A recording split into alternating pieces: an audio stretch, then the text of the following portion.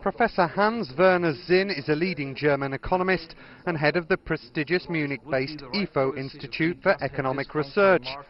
Euronews' Rudolf Herbert met with him to discuss the Eurozone's debt crisis and what he believes Italy and Greece must do to exit the financial mess they find themselves in. Herr Professor Sinn.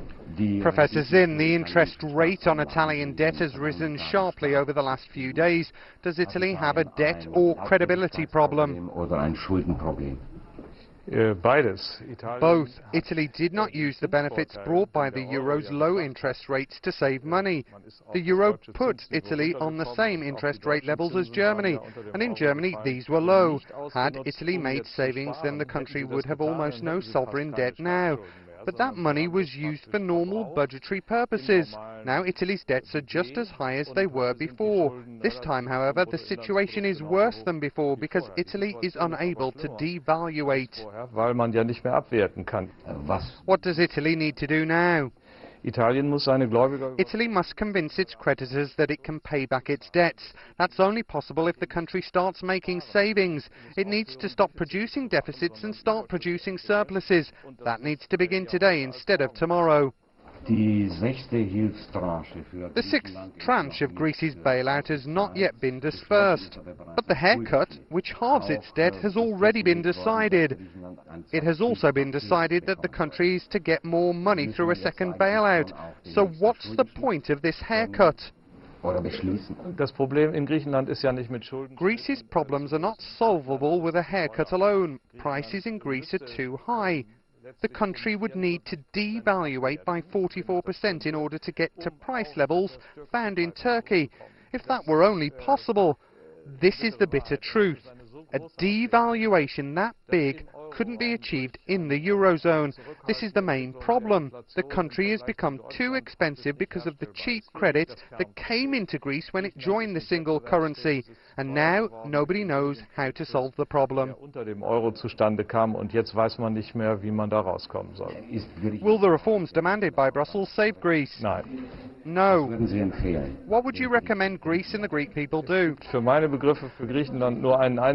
think there's only one way for Greece: to quit the Eurozone temporarily, to devalue its currency until it becomes competitive again, and also to convert its debts into drachma.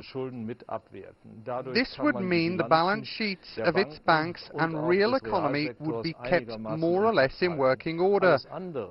Anything else, for instance, a devaluation inside the Eurozone by lowering wages and prices is simply not possible. The unions would refuse and the country would end up in a situation like a civil war.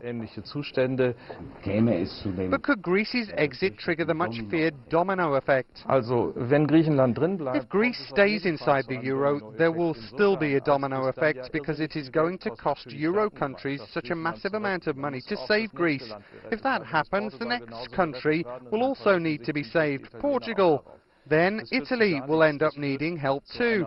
This will lead nowhere, only to a continuation of a lack of competitiveness and high costs, which no one will be willing to pay. Is there a danger that the Eurozone could shrink or even break apart? The danger of the Eurozone breaking apart is real. Everybody knows that now.